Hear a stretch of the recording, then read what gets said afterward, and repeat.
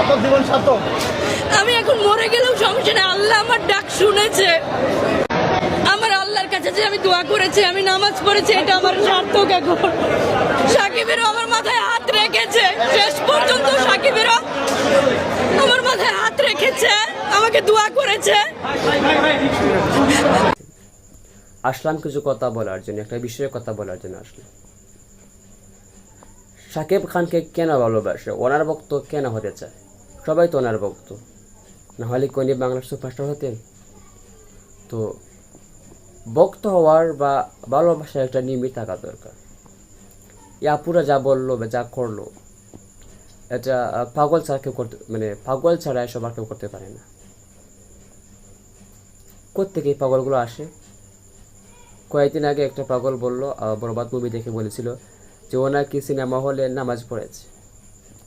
আর এই পাগলি বলতেছে ও শাকিব খানের হাতে ছোঁয়া পেয়েছে, ও এখন মরতে রাজি, মরলেও সমস্যা হবে না।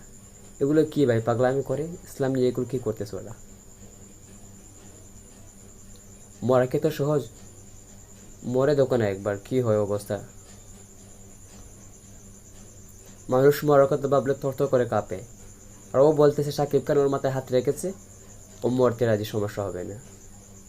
কি পাগল বলেন এবার, বুঝছেন কতটুকু পাগল হলে একথা বলতে পারে ওরা? আমাদের যখন মন খারাপ হয়, এই মনটাকে ঠিক করার জন্য, কিছু বিনোদন পাওয়ার জন্য আমরা টিকটকে আসি বা ফেসবুক বা ইউটিউবে এগুলো আসি। তো এদের এই পাগলামি দেখে, এদের এই অবস্থা দেখে মনটা চায়, কি বলবো, আমি সত্যি বলতে পারি আমার রাগ জানি কী হচ্ছে, কী বললে যে আমি শান্ত হবো খুঁজে পাচ্ছি না। কমেন্ট বক্স খোলা আছে, আপনারা যা বলতে চান বলে যান ওনার বিষয়ে।